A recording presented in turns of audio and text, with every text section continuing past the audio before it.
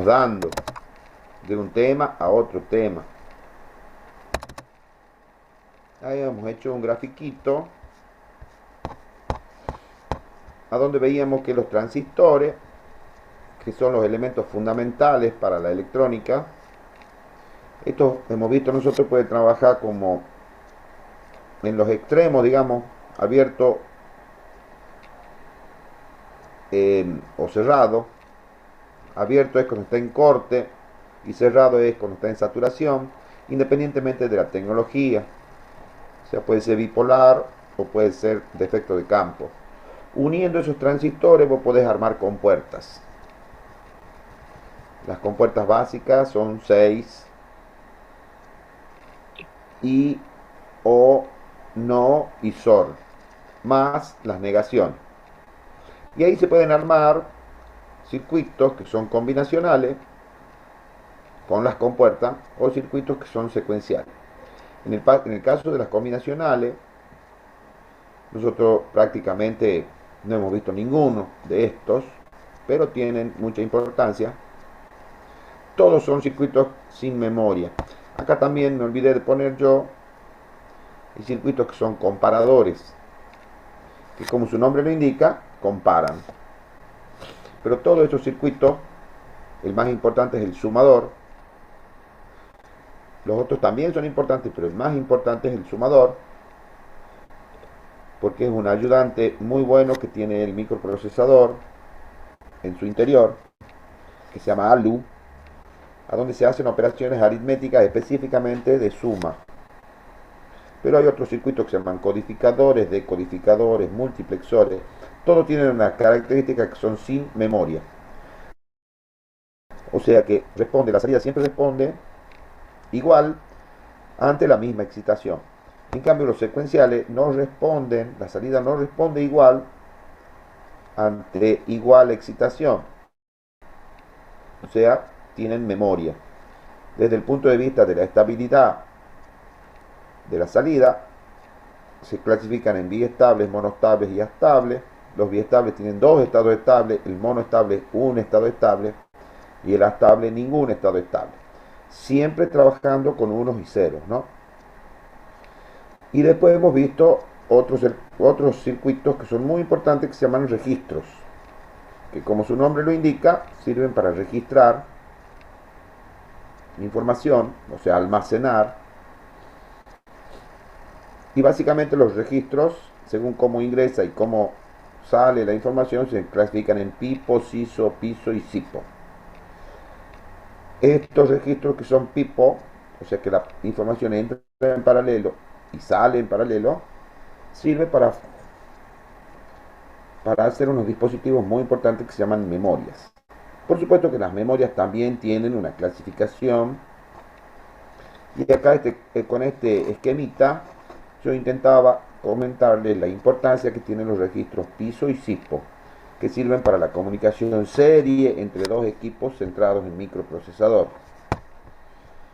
El micro manda la información en paralelo, el piso la toma y la saca en serie. Entonces esa información, hay otro dispositivo que hace el trabajo contrario, que se llama SIPO, recibe la información en serie y la transmite en paralelo hacia el microprocesador. Entonces lo que este quería transmitir lo recibe este. Para la transmisión, acá me ha faltado una línea, que sería así, porque este micro cuando quiere contestarle le manda en paralelo a este y este en serie lo transmite para allá. Después de ver de conversar de este esquemita, abrimos un archivo que está subido en el aula virtual. Ese lo vamos a tomar como base para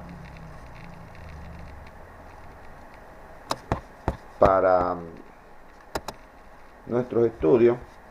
Y lo primero que hablamos es respecto de los sistemas digitales en general. En particular, hemos visto en una primera parte la clasificación de computadoras y yo les decía que no todas las computadoras son computadoras personales. Las PC son computadoras personales, pero hay otras Profe, computadoras que son, sí, disculpe, ¿podría subir el dibujo ese en la aula virtual? bueno, ¿querés que lo suba ya? Bueno,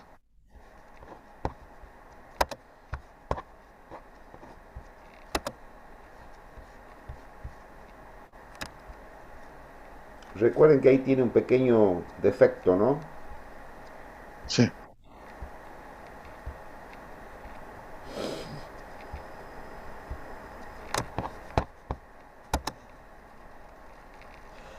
Bueno, seguimos hablando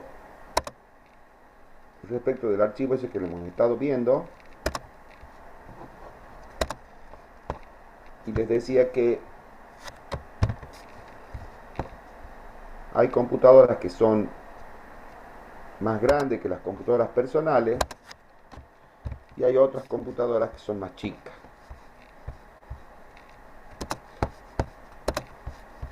Dentro de las computadoras más grandes que una PC están yendo de abajo hacia arriba los servidores, las estaciones de trabajo. Después hay otras computadoras que se llaman mini computadoras, supercomputadoras, que son sistemas que no son para cualquiera, digamos, son equipos muy caros. Y eso se lo usa normalmente en cuestiones gubernamentales, qué sé yo, bancos, universidades, para la cuestión de meteorología, los, los equipos de cómputos que se necesitan tienen que tener mucha potencia de cálculo. Entonces para este tipo de cosas se, la, se las usa esas computadoras que son muy grandes.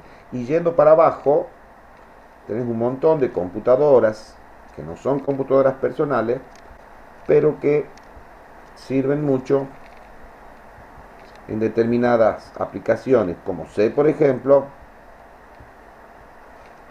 los teléfonos celulares, los relojes inteligentes y aún los que no son inteligentes, también un relojito común es una computadora. Y bueno, los expendedores de combustible, qué sé yo. Bueno, ese lo vamos a poner a dónde, aquí al principio nomás, para que lo vea el amigo Brito. Gracias, profe. Ahí está, Pepín. Muchas gracias. Bueno, este, bueno, volviendo al archivito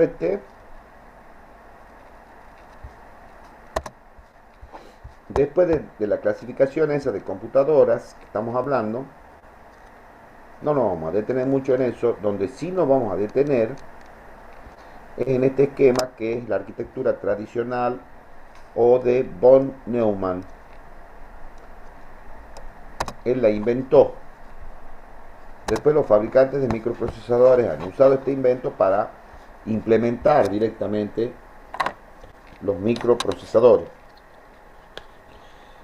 Esta arquitectura es una arquitectura de una microcomputadora. Ahí está mal escrito, disculpen. Es una M ahí, no una N.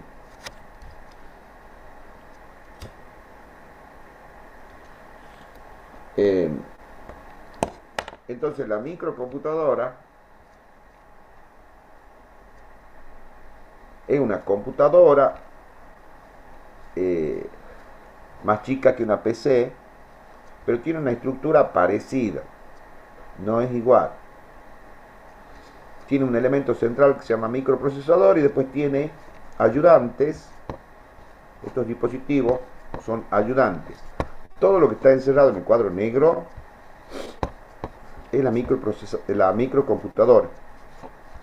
Se comunica obviamente con el mundo exterior a través de un ayudante que se llama dispositivo de entrada-salida. Y tiene dos dispositivos de memoria. Uno que es de solo lectura y otro que es de lectura y escritura. Normalmente la gente a este dispositivo le llama RAM, pero en realidad no es RAM. En realidad sí es RAM, pero este también es RAM. Ya le voy a comentar por qué. En este dispositivo de solo lectura está el programa, porque resulta que un poquito más abajo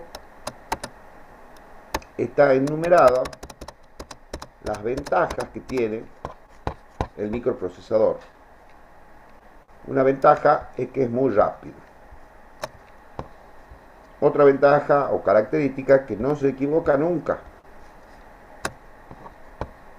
Y otra ventaja que dice, basta con enseñarle una vez lo que debe hacer y cómo, y lo puede hacer millones de veces sin equivocarse y muy rápidamente. En realidad tiene más ventajas, ¿no? Por ejemplo, no se cansa. Por eso es que dice, lo puede hacer millones de veces, sin equivocarse. Ahí debería decir también sin cansarse. Y al contrario que un ser humano, no tiene todos los problemas que normalmente tenemos los seres humanos, como ser, por ejemplo, cansarse, distraerse, angustiarse y qué sé yo, enamorarse.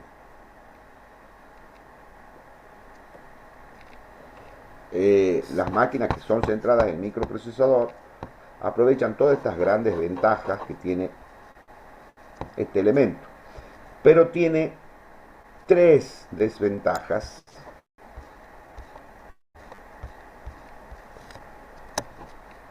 Ahí están enumeradas. La primera es que es tonto. Me hace acordar a mí, por lo tonto digo, ¿no? Dice, no hace nada por sí solo.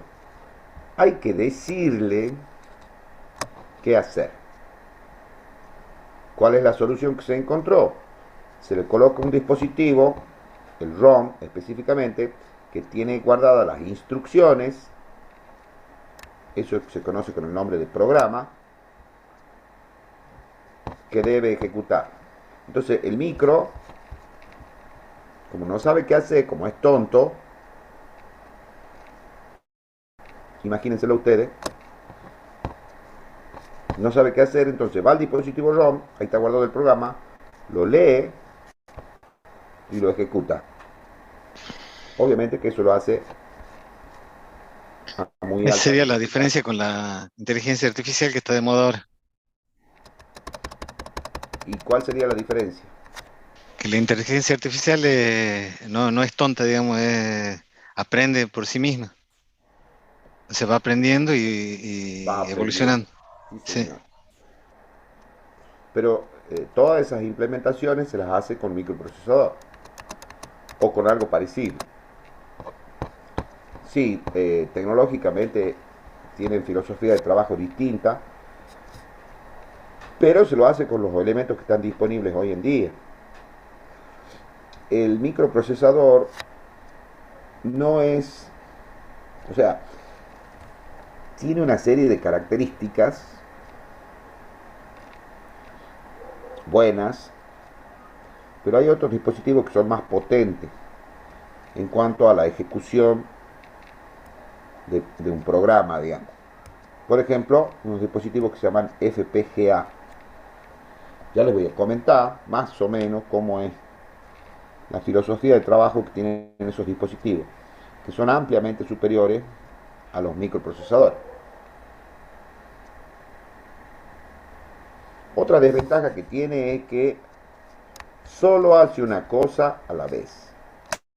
Y el famoso chiste ese de no puede masticar chicle y cruzar la calle, se ajusta a esto. El micro hace solo una cosa a la vez. ¿Cuál es la solución? Lo hace rápidamente. Entonces da la impresión que hace varias cosas al mismo tiempo, pero en realidad hace una sola cosa a la vez. Se lo soluciona con la velocidad. Y eso ya tiene que ver con tecnologías de fabricación, porque la carrera es decir, parte de las competencias tecnológicas entre fabricantes es cuáles dispositivos son más rápidos.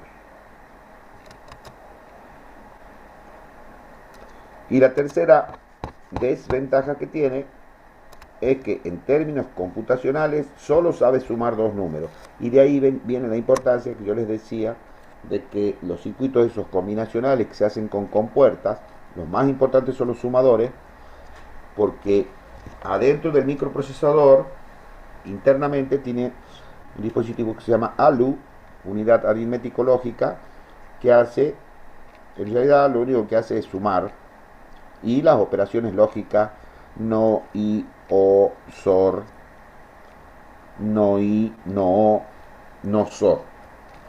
Eso digamos que es fácil porque se lo hace con compuerta.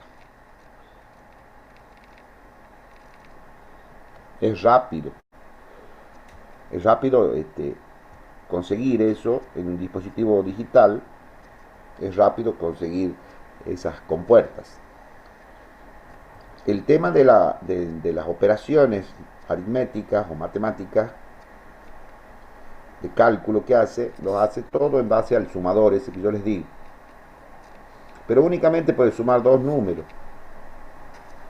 ¿Qué pasa si queremos solucionar tres números? ¿Qué harían ustedes? ¿Alguna idea? Sumo dos primero y después el tercero, al resultado del tercero. Sí, señor. Buenísimo. Y obviamente si quiero sumar cuatro, y si quiero restar, si quiero multiplicar, si quiero dividir, etcétera. Todo se consigue sumando. Ahora la solución a ese problema se lo soluciona por software, digamos. O sea, se escriben programas que permiten hacer cualquier tipo de operación. Y ahí habría que, aquí en estos apuntes figura la diferencia que hay entre instrucción y dato. Porque recuerden en el diagramita de von Neumann, en el dispositivo ROM va el programa, o sea las instrucciones. En cambio en el dispositivo RWM, mal llamado RAM, se almacenan los datos. ¿Qué diferencia hay entre una instrucción y un dato? Porque están en memorias distintas. Porque la instrucción es algo que el micro tiene que ejecutar, tiene que hacer. En cambio, los datos, a lo largo que se va ejecutando un programa, vos podés necesitar guardar variables que vas a tener que escribir y leer. Por eso es que este dispositivo tiene que tener la posibilidad de ser de lectura y escritura. En cambio este es de solo lectura. Fe, También sí. Hola. sería ¿Alguien? muy importante que el RWM tenga mayor memoria para mayor almacenamiento de datos, ¿verdad? O tiene que ser equilibradamente, digamos, iguales en memoria, digamos. La verdad que está muy buena la pregunta. Y esa es una de las cosas que diferencian una microcomputadora de una computadora personal. En la computadora personal, este dispositivo, el ROM, es chiquito comparado con la RAM o RWM que tiene que tener, digamos. En cambio, en una microcomputadora es al revés. Porque el programa que va a ejecutar el micro en una PC no está acá, lo guarda acá. Pero ¿qué pasa? Necesita un dispositivo periférico que está en el mundo exterior, que se llama disco rígido. Entonces cuando vos encendés una PC, el microprocesador principal que tiene, y escuchen lo que digo yo, microprocesador principal, porque en una PC no trabaja solamente un microprocesador, trabajan varios. Entonces, ¿qué hace el micro cuando arranca una PC? En el ROM tiene lo que se llama la BIOS, que es el sistema básico de entradas y salidas. Ahí el micro se entera qué cosas tiene conectadas. Por ejemplo, un teclado, un mouse, que obviamente él este BIOS, que es una memoria chiquita, le dice qué tiene conectado y cómo tiene que hacer para acceder a esos dispositivos. Dentro de los dispositivos que tiene conectado y hay que configurarlo, está un dispositivo que se llama disco rígido. En el disco rígido está guardado el sistema operativo. Entonces cuando arranca la máquina, el micro va al disco rígido, lo trae al sistema operativo y lo deposita aquí en la RAM. Por eso es que esta RAM tiene que ser grande. Cuando más grande sea, mejor. Mayor velocidad vas a tener vos en tu sistema. Una vez que está cargado el sistema operativo, vos supongamos necesitas escribir un archivo en Word o en cualquier procesador de texto. Entonces, el sistema operativo te permite traerlo a ese programa que está en el disco rígido, depositarlo en la memoria y ahí vas armando los archivos que querés hacer. Supongamos el trabajo práctico de electrónica 1.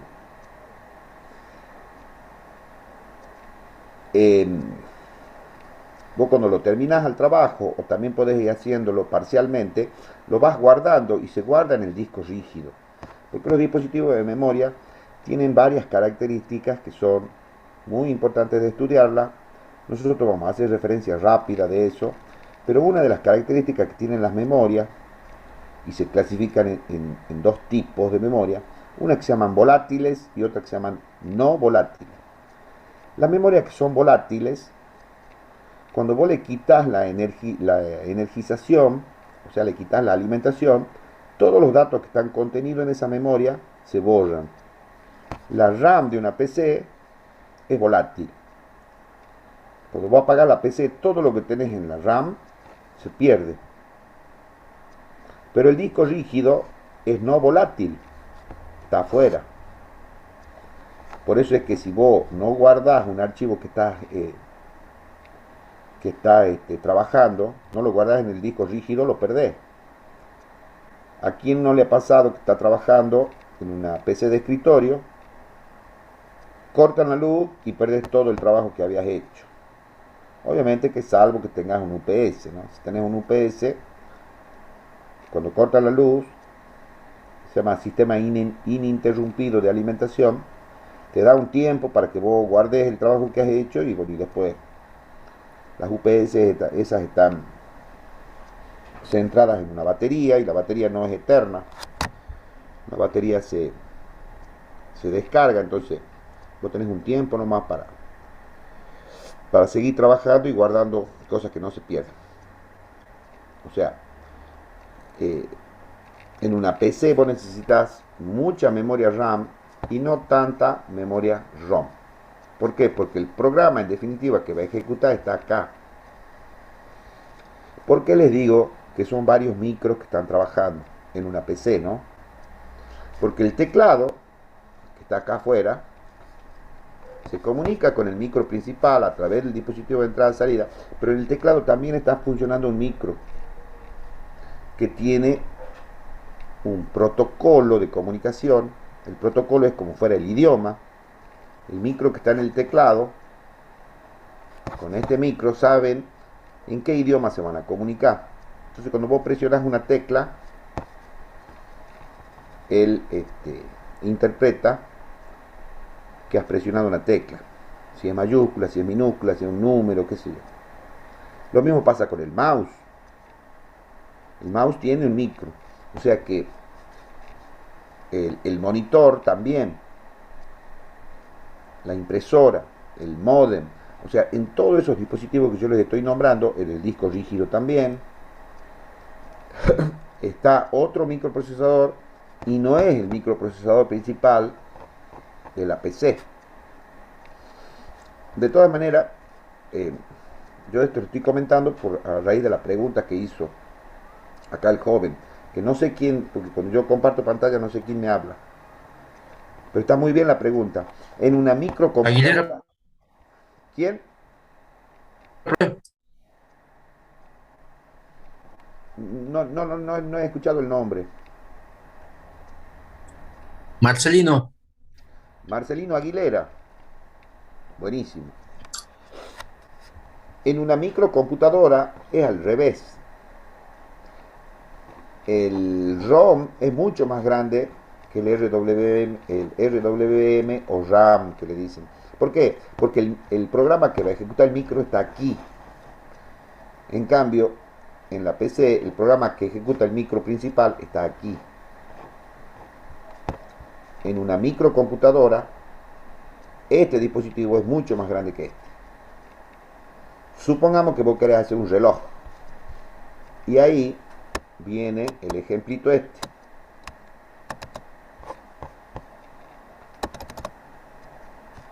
Leo.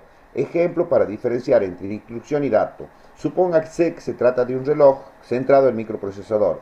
En el dispositivo ROM tiene que estar guardado el programa, o sea, las instrucciones que el micro debe leer para saber qué tiene que hacer. Paralelamente necesita disponer de variables a donde ir guardando la hora, minuto y segundo del momento actual.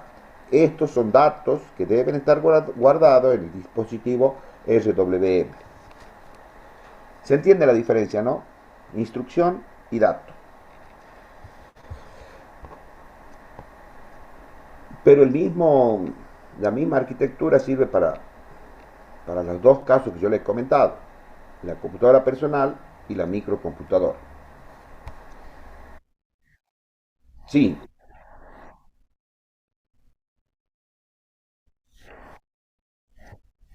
sí señor, sí señor.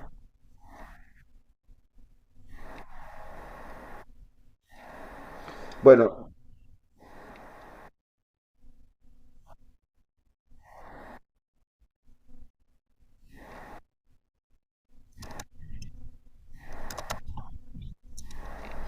sí. Bueno, mira, ya que has tocado el tema, vamos de nuevo aquí, te comento que estos dos dispositivos de memoria, los dos son dispositivos de memoria, pero son memorias distintas, porque una clasificación de las memorias podrían ser memoria de solo lectura o de lectura y escritura. Eso está claro, ¿no es cierto? En un dispositivo de solo lectura, el micro solamente puede leerlo al dispositivo. Una operación de lectura significa que el micro selecciona el dispositivo con el bus de control, selecciona el registro específico dentro del dispositivo y después le dice, mándame lo que tenés ahí. Y el flujo de información es desde el dispositivo hacia el micro. Esa es una operación de lectura. En cambio, en la operación de escritura, que no la puede hacer aquí, porque este es de solo lectura, la puede hacer en el dispositivo RWM o en el dispositivo de entrada-salida. Supongamos que quiera guardar un dato acá, en el dispositivo RWM. Entonces, con el bus de control, selecciona este dispositivo y le dice a este, vos desconectate y vos desconectate. Con vos es la cosa. De ahí, a través del bus de direcciones, le dice cuál es el registro específico dentro de esa memoria él quiere escribir y le manda los datos a través del bus de datos y se guarda en el registro seleccionado. ¿Vos has visto? Y aquí estás viendo que en una operación de lectura los datos van desde el dispositivo hacia el micro y en una operación de escritura van desde el micro hacia el dispositivo. Y depende de cuál sea el dispositivo seleccionado y cuál será la dirección específica de cada uno de los dispositivos. Desde el punto de vista del acceso a un registro de la memoria, los dispositivos se dividen en dispositivos de acceso secuencial, que se llaman SAM, y los dispositivos de acceso aleatorio, RAM. El dispositivo SAM significa de acceso secuencial, quiere decir que cuando vos querés acceder a un registro de la memoria, depende de dónde estás. Si vos estás al principio de la memoria y tenés que acceder al último registro, tenés que pasar por todos los registros intermedios hasta que llegás al registro que querés. Eso es un acceso secuencial, porque el tiempo de acceso al registro que vos estás buscando es variable. Depende de dónde estás y a dónde querés ir. Un ejemplo claro de eso, que muchos chicos capaz que no lo conocen, pasaba en los cassettes de audio o en los videocassettes de video. Todo dependía de dónde estabas vos. Si supongamos vos estabas al principio y querés escuchar una canción que estaba en el sexto lugar, tenés que avanzar hasta que llegue al sexto lugar y recién accedes a ese dato. Eso es un dispositivo de acceso secuencial. En cambio, en un dispositivo de acceso aleatorio, no importa dónde estés vos, vos accedes con el mismo tiempo de acceso a todos los dispositivos. Y eso se logra con un decodificador que se pone en la entrada nomás de la memoria, que te sirve para que vos elijas cuál es el registro que querés acceder, y todos los registros tienen el mismo tiempo de acceso. Entonces esos dispositivos le han puesto de acceso aleatorio, y en realidad no tiene nada de aleatorio, porque vos ponés una dirección con el bus de direcciones y podés acceder tanto al primero como al último con el mismo tiempo de acceso. Por eso es que yo le decía que el dispositivo ROM también es de acceso aleatorio, o sea, también es RAM. Ya dispositivos de acceso secuencial prácticamente no se van a encontrar, todos son dispositivos de acceso aleatorio, o sea, se tarda lo mismo independientemente de dónde esté el dato. Imagínate un disco rígido que tiene guardado un montón de archivos. Ese es un dispositivo que es de acceso aleatorio, porque vos, no importa dónde esté guardado físicamente, vos para abrir el práctico 1 o el práctico 7 demoras lo mismo. ¿Se entiende lo que digo?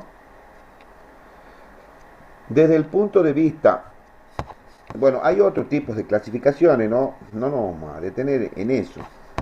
Ahora, dentro de los dispositivos ROM hay toda una historia. Básicamente son dispositivos de solo lectura. Y los dispositivos ROM originariamente eran unos dispositivos electrónicos digitales, a donde la fabricación de esos dispositivos se los hacía con una máscara. Entonces vos tenías que comunicarte, conectarte con el fabricante y decirle: yo quiero una memoria que tenga estos datos guardados. Entonces él hacía como fuera un molde, máscara también se le llama, que normalmente es cara, y él te fabrica el dispositivo. Te puede fabricar 1.000.000, 100 millones, 1.000 millones de dispositivos exactamente iguales, porque ya tiene el molde. Entonces esa forma de trabajar abarata mucho el costo por circuito integrado, porque vos lo encargás. Es carísimo si vos haces uno o dos dispositivos exactamente iguales, pero es muy barato si tenés que hacer una gran cantidad, supongamos 1.000.000, 1.000 millones. Y ustedes dirán: ¿para qué necesito 1.000 millones de memorias exactamente iguales? Bueno, los joysticks, por ejemplo, para los jueguitos, son todos exactamente iguales. Los teclados, los mouse, todos llevan el mismo programa. Entonces, ahí conviene, en ese caso, encargarla a la máscara, cosa que esa microcomputadora llamada joystick o llamada mouse tengan todo el mismo programa, así todos hacen lo mismo. Y hay otra forma de abaratar los costos, ¿no? Por ejemplo, ustedes lo tienen que haber visto en las plaquetas, van a encontrar como fuera una gota, normalmente de color negro, Y ustedes dirán, ¿qué hay ahí? ¿Una suciedad que le ha caído? No, ese es un circuito integrado y seguramente debe ser del tipo ROM. ¿Por qué? Porque como vos vas a fabricar un montón, supongamos 1.000.000 iguales, ¿para qué le vas a poner un encapsulado? El encapsulado cuesta plata. Y si vos vas a hacer 1.000.000, con que abarate 50 centavos de dólar por dispositivo, haciendo 1.000.000, vas a estar abaratando $500.000 con esa gota, que ustedes seguramente la deben haber visto en, qué sé yo, en discos rígidos, en lectores. Ya no se usan los DVD ni las disqueteras, pero todos esos dispositivos hacen exactamente lo mismo, entonces conviene, Profe, sí, en los cassettes, me acuerdo cuando yo era chico que tenía del Sega, tenía esa gota. Después en la del Family también. sí señor, ahí se los veía. En las plaquetas, mejor dicho, que tenía el Sí, sí, Family, el Sega, todo, que había que soplarlo a veces. sí, pero hay aplicaciones en las cuales vos necesitas que el ROM lo puedas eh, programar vos. Entonces esos dispositivos se llaman PROM, llevan una P ante acá. Son ROM, pero son programables. Entonces vos, eh, como usuario, te tenías que comprar un circuito que se llama programador, quemador también se le llama, y lo compras al circuito integrado, a la memoria virgen.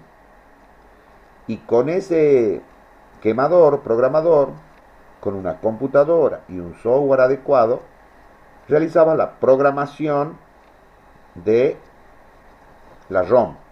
Y esos dispositivos se llaman PROM, programable ROM. O sea, una memoria de solo lectura que es programable, con un dispositivo especial, qué sé yo. Después aparecieron otros dispositivos que se llaman EPROM. Y la E significa erasable, o sea, borrable. O sea, que eran dispositivos que vos lo podías programar, pero también lo podías borrar. Digamos que una ventaja respecto de las PROM, porque a esos dispositivos PROM también se les llamaban OTP, que significa programable una sola vez. One time programable. Si te equivocaba, tenías que tirarlo. En cambio, con las EPROM, si te equivocas, la borrás. Ahora, ¿cómo se la borra? Exponiéndola a luz ultravioleta. Y ahí, bueno, hay un tiempo para que se borre con la exposición a luz ultravioleta. También se necesita un dispositivo quemador o programador que está conectado a la computadora y vos con un software específico realizás la programación de esas EPROM. Entonces tenemos primero la ROM, también se les llamaba MROM por la mascarilla o máscara o molde. Después la PROM, OTP, programable una sola vez. Las EPROM, o sea, programable y borrable. Y después aparecen las EEPROM, que significa que es erasable, o sea, borrable, pero eléctricamente. EEPROM. O sea, vos las podés programar y borrar eléctricamente. O sea que es una mejora respecto de la anterior. El gran problema que tenían ese tipo de memoria, que tienen ese tipo de memoria, es que el proceso de borrado y el proceso de escritura es desde el punto de vista computacional un proceso lento, porque vos para que grabes cada uno de los registros, más o menos duraba 10 milisegundos por registro. Entonces eso es mucho tiempo, 10 milisegundos. Y más si es una memoria grande. Después aparecieron tecnológicamente otros dispositivos superiores a eso, que se llaman flash. Las flash son dispositivos EEPROM que no tienen la limitación de la velocidad. Pero la EEPROM tenía una serie de ventajas respecto de la EPROM, que vos podías borrar solamente un bit. En cambio, con las EPROM, o sea, las memorias que vos para borrarla tenías que exponer a la luz ultravioleta, cuando borrabas todo. Bueno, un ejemplo de las memorias estas flash son los que tienen los pendrive. Ustedes han visto que los pendrive ustedes los pueden borrar, los pueden volver a escribir, y qué sé yo. Y no demoran mucho. Es porque tienen tecnología flash. Así que bueno, eso es más o menos para clarificarle un poco al amigo Prado, que hizo el comentario de que de las ROM y de las EPROM y de las EPROM, ya prácticamente ese tipo de dispositivos ya han desaparecido, ya no se los usa casi, ahora todo es flash. Las tarjetitas esas de memoria SD que se le ponen a los celulares, son todos con tecnología flash. O sea, son borrables y grabables eléctricamente, y la tecnología es tal que lo hacen rápidamente. Bueno, medio que un poco el límite entre de solo lectura y de lectura y escritura cada vez se hace más confuso. Hasta inclusive la tecnología para hacer los discos rígidos que contienen los sistemas operativos en las computadoras personales, por ahora, por una cuestión de economía, lo más barato es usar los discos rígidos tradicionales que guardan los bits, los guardan en unos platos giratorios mediante procesos electromagnéticos. Pero ¿qué pasa? Los discos rígidos son el medio más barato actualmente para guardar información, pero tienen el problema que están girando permanentemente y eso produce un desgaste, y la vida útil de esos dispositivos no es muy larga. Calculan que el tiempo de vida de un disco rígido es de 10 años. En cambio, si vos usas otro tipo de tecnología, como sé por ejemplo la flash, que de hecho ya hay discos rígidos completamente de estado sólido, ahí no tiene ningún elemento que esté en movimiento, y prácticamente podríamos decir que tiene una vida útil infinita, porque no sé cómo hacen para calcular la vida útil esa, pero hay algunos, me hace gracia porque hay algunos que dicen, no, este tiene una vida útil de 150 años. ¿Y quién va a vivir tanto tiempo para comprobar si realmente es así o no? Pero bueno, el problema que tienen esos discos rígidos, que son de estado sólido, que son muy buenos, es que son muy caros por ahora. Conforme vaya creciendo o mejorando la tecnología, seguramente lo van a terminar reemplazando completamente. Así que bueno, no sé si queda contestado, Prado, que decía de ROM.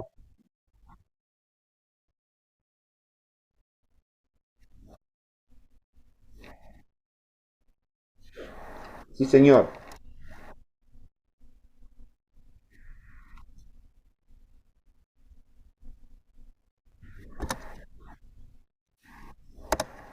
Sí, señor.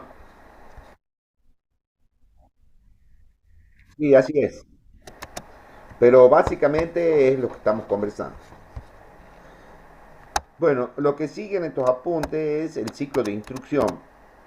Presten mucha atención a esto porque parece una cosa trivial, pero no es así.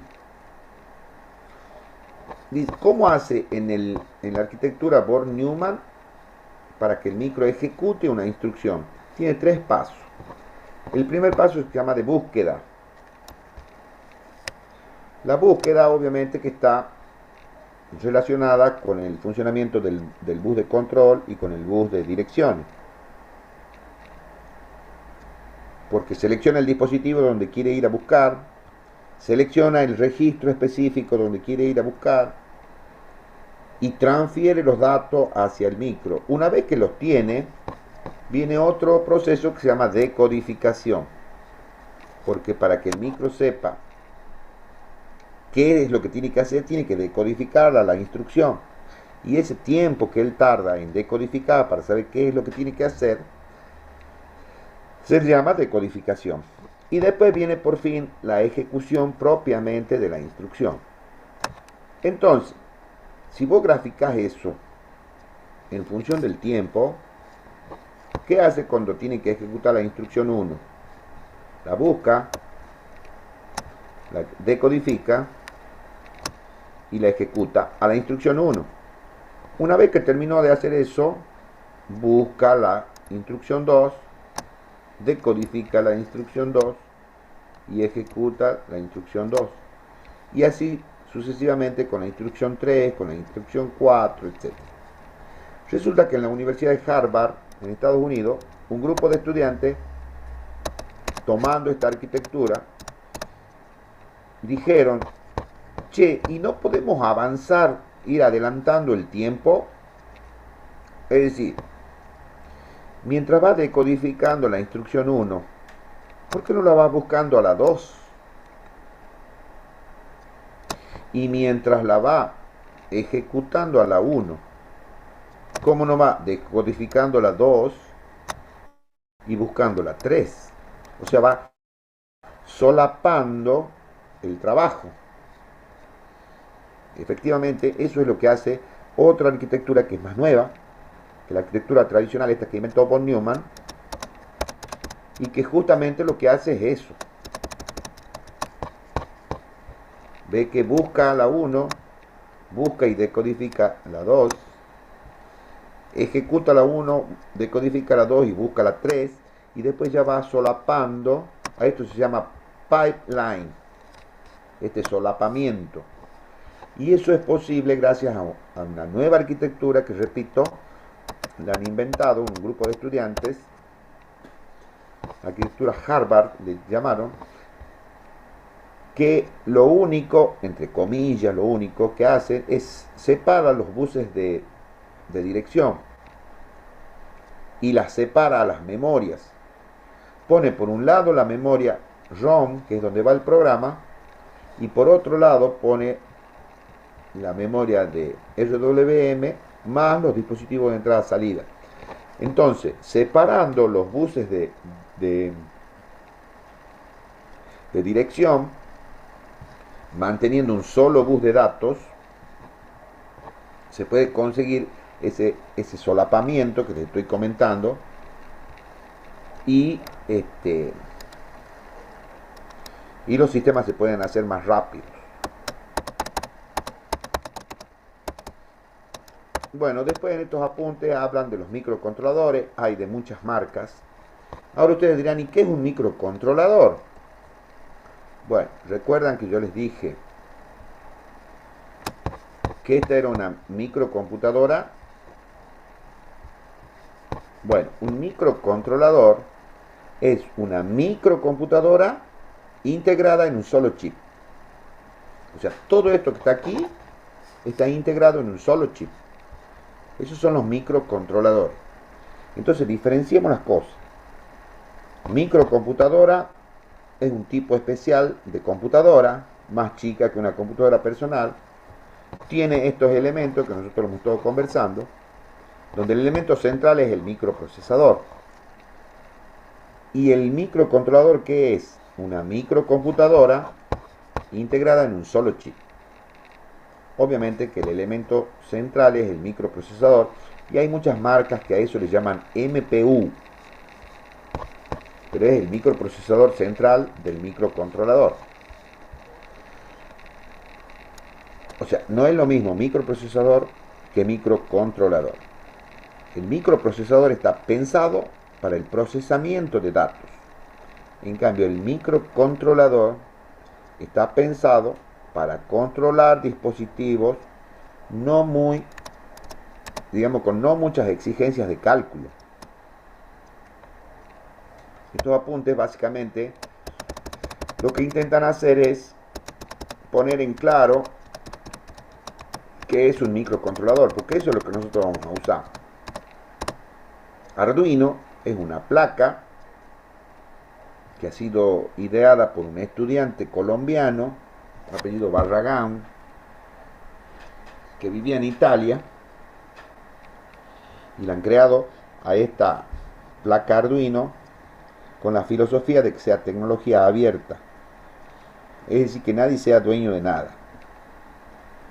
Hay muchísima información que se comparte para Arduino, es una filosofía el tema este, porque la idea es que sea fácil programar y que se comparta información. Barato. Bueno, aquí en estos apuntes hacen referencia a marcas. Y al respecto, les quiero comentar que una cosa es el mercado de los microprocesadores y otra cosa es el mercado de los microcontroladores. Aquí específicamente se refieren a los microcontroladores. Pero dentro del mercado de microprocesadores, de paso les digo que esos mercados, tanto el de microcontrolador como el de microprocesador, a nivel mundial son mercados multimillonarios. Si yo, por ejemplo, les pregunto a ustedes, ¿qué marca de microprocesador conocen? ¿Qué me dirían ustedes? Intel, Intel. ¿Otro? Ryzen, Microprocesador. AMD, AMD. AMD. Ryzen nunca lo escuché, pero Yo bueno. le Sí, sí, no, conozco a Ryzen Intel nomás. es un modelo de AMD. Yo lo conozco Me a Intel equivo- nomás, profe. Sí, no, me equivoqué, el Ryzen es el modelo de AMD, pero AMD es la marca. ¿Nunca han escuchado una marca de microprocesadores llamada Motorola? La No, verdad que no. Motorola es más para los el teléfono, celulares. el celular. Claro, que siempre ha sido el teléfono grande ese y ahí era Motorola. Pero para eso que usted está mencionando, no. No es así. Lo que ocurre es que en el mercado de las computadoras personales, tanto de escritorio como portátiles, hay dos grandes grupos, uno que se llama IBM PC y compatibles y otro que se llama Macintosh. ¿Han escuchado nombrar eso alguna vez ustedes? Macintosh. Claro, claro, sí, sí, es la Mac. Las Mac, sí Sí, señor. Bueno, esas dos líneas son completamente distintas en filosofía, en todo prácticamente. La idea de la IBM PC y compatibles, así se llama, es de que esas PCs son de arquitectura abierta. Quiere decir que vos te podés armar un sistema de cómputo comprando la placa madre a un determinado fabricante, el microprocesador a otro fabricante, el teclado a un fabricante, el mouse a otro fabricante, el disco rígido y así. Pero son todos compatibles, por eso se llama arquitectura abierta, o sea que independientemente de la marca, vos podés armar tu sistema de cómputo con distintos fabricantes. En la tecnología Macintosh, no. Todo es Macintosh, todo es Mac. El microprocesador central de las Mac es marca Motorola. Y no puede ir otro microprocesador. En cambio, en la arquitectura IBM PCI compatible, ahí vos, el líder en el mercado de microprocesadores es Intel, pero tiene competidores. AMD, un competidor muy cercano eh, en cuanto a venta. Lo otro no tiene competencia, porque es una arquitectura cerrada. Si vos tenés una computadora Macintosh, Mac, todos los componentes que tenés que usar son de esa marca. No entra otra cosa que no sea de esa marca. Si te rompe el teclado, tiene que ser un teclado para Macintosh. El sistema operativo en, la, en las Macintosh, el sistema operativo es ¿cómo se llama? iOS, iOS, claro, de Apple. iOS de Apple. Lo En mismo pasa cambio, con los celulares. sí señor, Los por un lado tenés, celulares, los cargadores son especiales para ellos. Por eso los Estados Unidos prácticamente son los únicos que los usan, digamos. voy a decir los iPhone. Claro, exactamente. Lo mismo. Ahí para ellos es moneda corriente los iPhone y lo mismo que las Mac.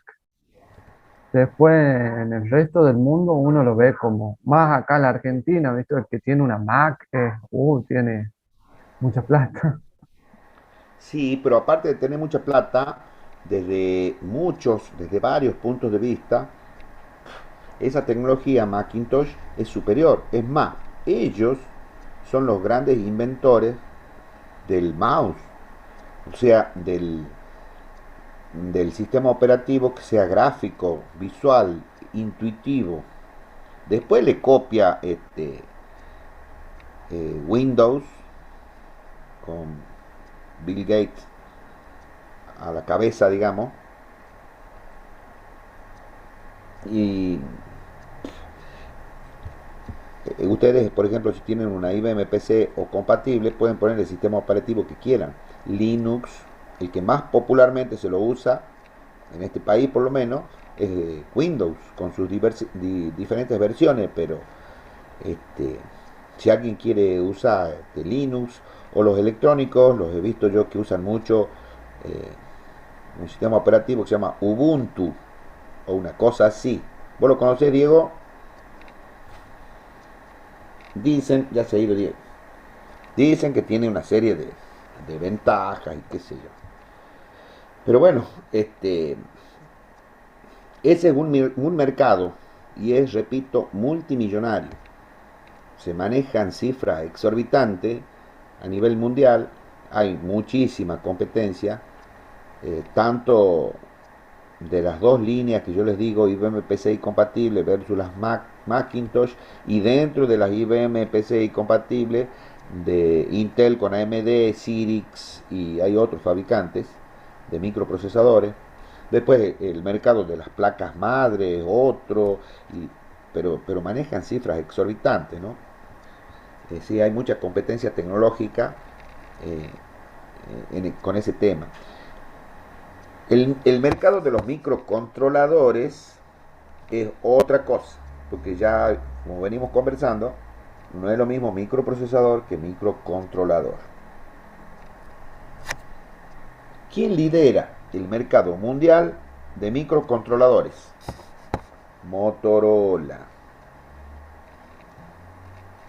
¿Y quién es el segundo?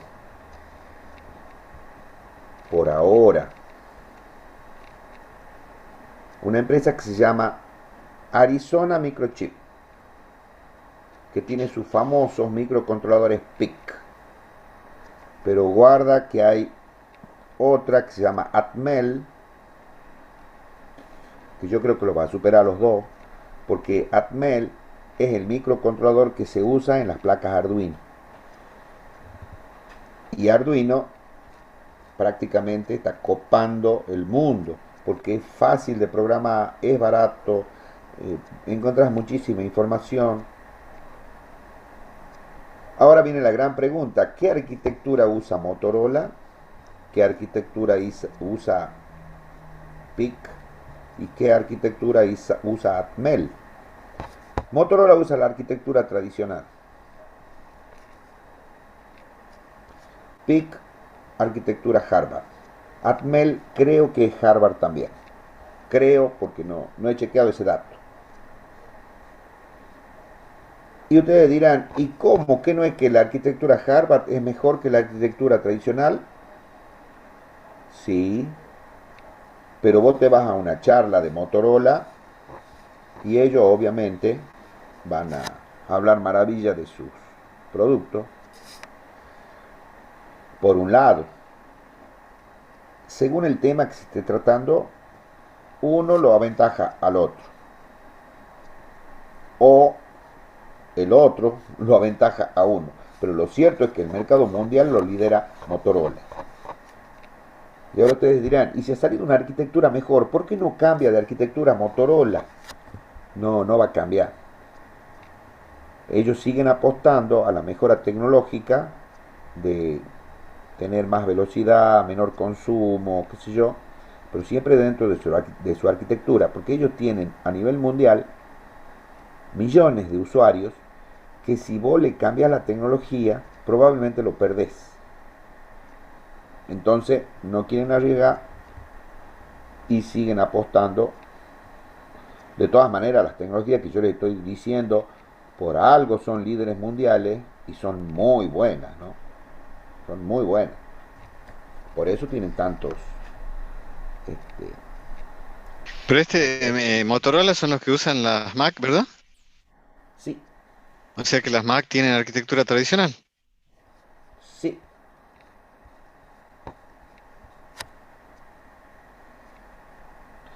Eh, Intel no sé qué usa. Lo que pasa es que Intel está presente en el mercado de microprocesadores y también está presente en el mercado de microcontroladores.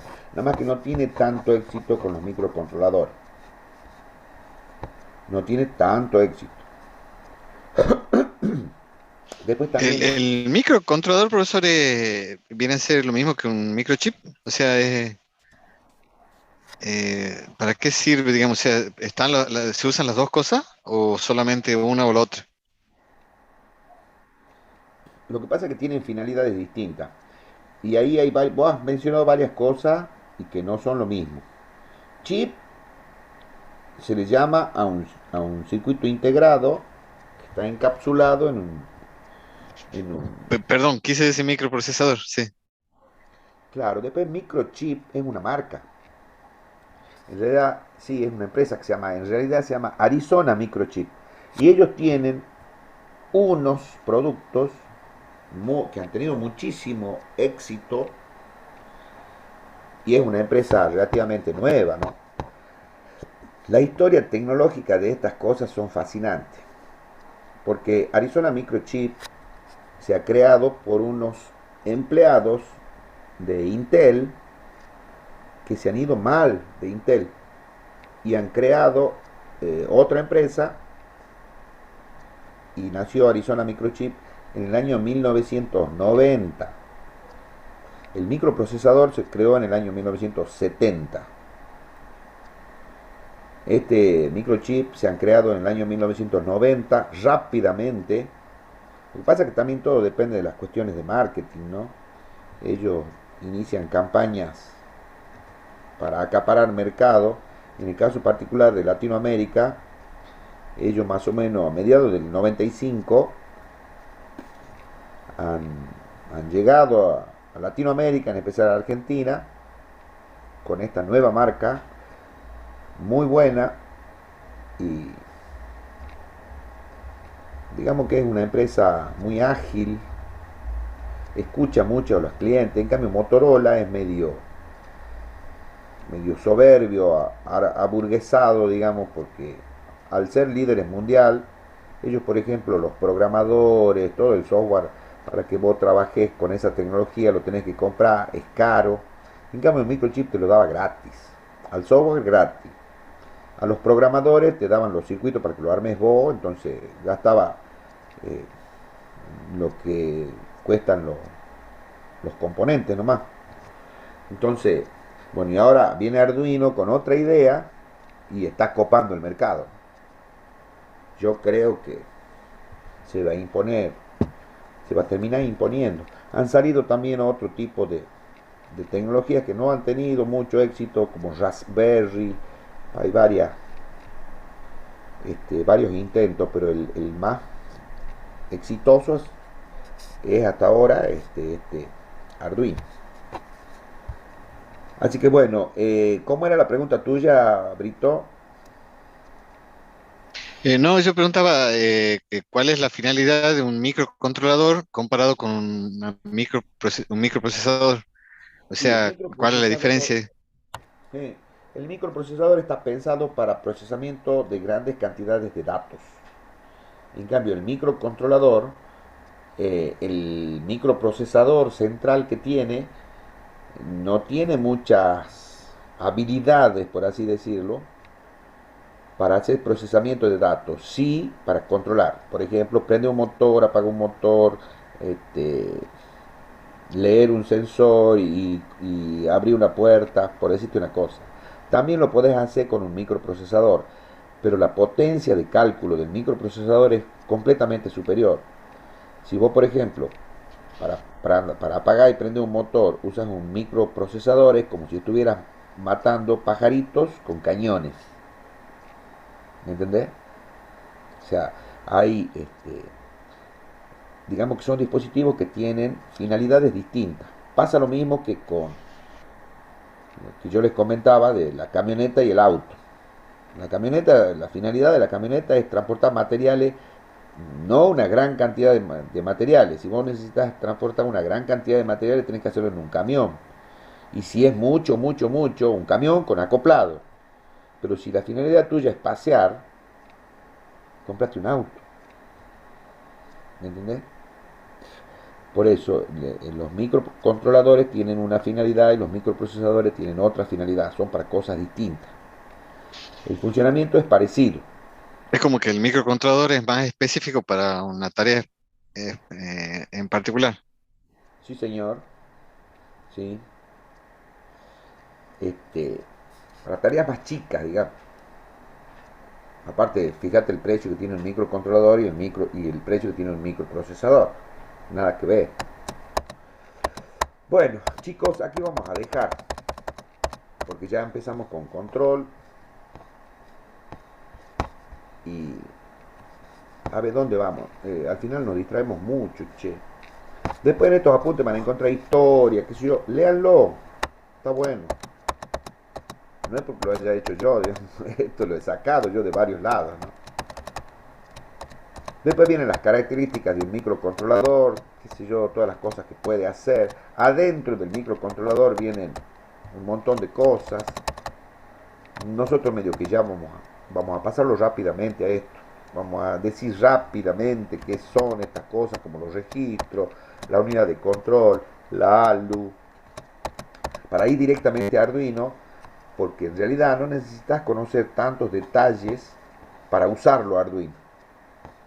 Que yo creo que ya la clase que viene ya arrancaríamos con los primeros pasos de Arduino, cosas que se puedan hacer algo. No nos quedan muchas clases, así que vamos a hacer lo básico nada más con Arduino. Bueno, chicos, que tengan buenos días, buenas noches. Nos Gracias, estamos profesor. viendo con los que cursan control. Chao, Dieguito. Buen fin Muchas de semana. Buenas gracias. noches, ingeniero. Buenas noches, pueblo. Hasta luego. Buenas noches. Hasta luego, ingeniero. Muchas gracias.